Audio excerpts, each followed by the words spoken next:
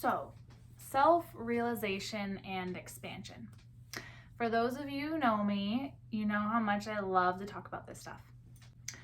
We are often brought to inner work because we are tired of the cycles of anxiety, depression, of self-doubt, and we feel like there's gotta be something more than what we're experiencing. So, where does this all start? It's kind of a lot, so bear with me. When we are young, we experience wounds that we are not quite ready to handle.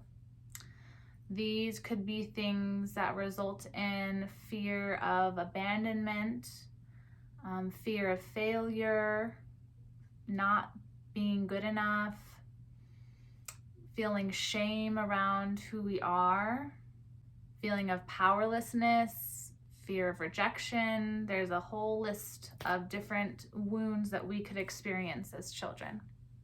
And this could be anything from a deep trauma to your parent not showing up at your basketball game.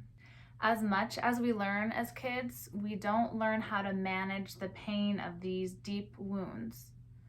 And a lot of times they go unhealed and they keep showing up in our lives over and over again as adults. If you pay attention, you start seeing patterns in your life. They could be hurtful thoughts about yourself or others. They could be patterns of emotion that keep coming up or behaviors that keep happening when an event or situation triggers those same feelings within yourself. A lot of this is unconscious, and a huge part of this work is bringing awareness to those patterns. Unfortunately for us, we get really good at avoiding pain to where we don't even recognize these wounds anymore. We build up walls around our heart because it's easier to feel anger than it is to feel hurt.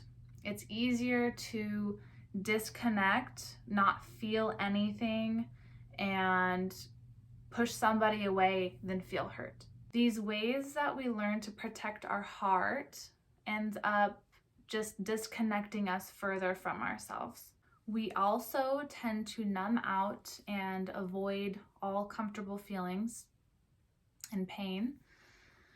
Some ways we do this are turning the TV on, scrolling through social media, diving into relationships, drowning ourselves in our career, going to the gym, obviously drugs and alcohol. And some of these things are obviously good, but when we use them to avoid our pain and our discomfort is when they become a problem. The truth is, our emotions and our hurt are a roadmap to reconnecting with ourselves. Instead of pushing negative emotions away, we need to ask ourselves, why are they here? What are they trying to show me? When you're in conflict with your partner, instead of just spewing hurt back and forth, you need to start asking yourself, why is this here? What is this trying to show me that needs to be healed? Where is this coming from? These are examples of looking deeper instead of burying things under the rug and moving on. You can keep walking around doing the same thing, continuing to avoid the pain. It's really easy to just numb out anything uncomfortable. But the beautiful thing is that the deeper parts of ourself, our soul, our higher self, keeps nudging us, keeps bringing us opportunities to heal and to grow, because deep down we know we are meant for more.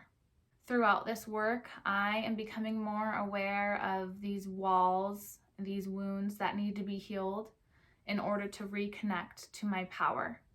I am learning to see the truth in situations, that we are all just souls in human bodies, just projecting our hurt onto each other. Our responsibility is to heal these wounds and ultimately realign with our soul and our deeper purpose and meaning. This is why we are here. This is what we are meant to experience.